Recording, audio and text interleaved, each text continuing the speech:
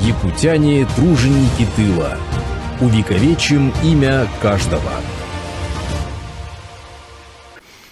Так, по поводу, к чему мы подойдем к 9 мая. Основную часть мы закончили по выявлению списка горожан, которые были представлены в награде. Это первый этап, мы прошли, архивные документы закончили. Сейчас идет второй этап, мы собираем воспоминания по школам. Мы опубликовали 1000 воспоминаний, и у нас где-то вот на модерации порядка 1500 воспоминаний есть. И я думаю, к 9 мая мы подойдем к цифре, там вот несколько тысяч воспоминаний именно о тружениках тыла. Это вторая история. Третья история. Мы собираем историю вот этих предприятий, которые непосредственно работали в городе Якутске. Если мы благодаря Национальному архиву знаем, более-менее персональный список людей, которые работали на предприятиях города, то по истории многих предприятий мы ничего не знаем. При этом понимаем, что есть прекрасные архивы, и мы только что видели архив 9 школы, который должен быть на этом сайте, пока не представлен. По школам понятно, прекрасный музей есть управление образования города Якутска.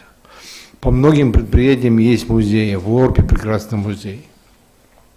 Большую кровеческую работу проводит хлебозавод. Я был у них в гостях, у них издана прекрасная книга по истории хлебозавода на других предприятиях.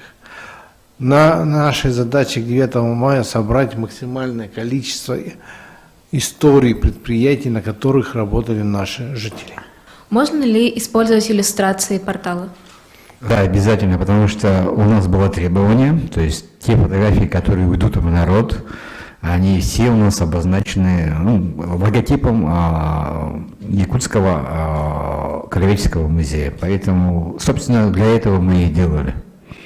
Чтобы данная информация в виде фотографий, она была у наших жителей города Якутска.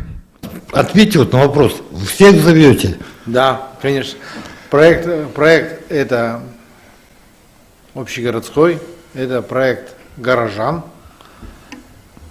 Все желающие, пожалуйста, собираем, просим, приглашаем, отправляйте информацию, готовы встречаться, приезжать, занимаемся этим проектом. Планируем максимально наполнить проект 9 мая, как подарок городу Дню Победы. Якутяне – труженики тыла. Увековечим имя каждого.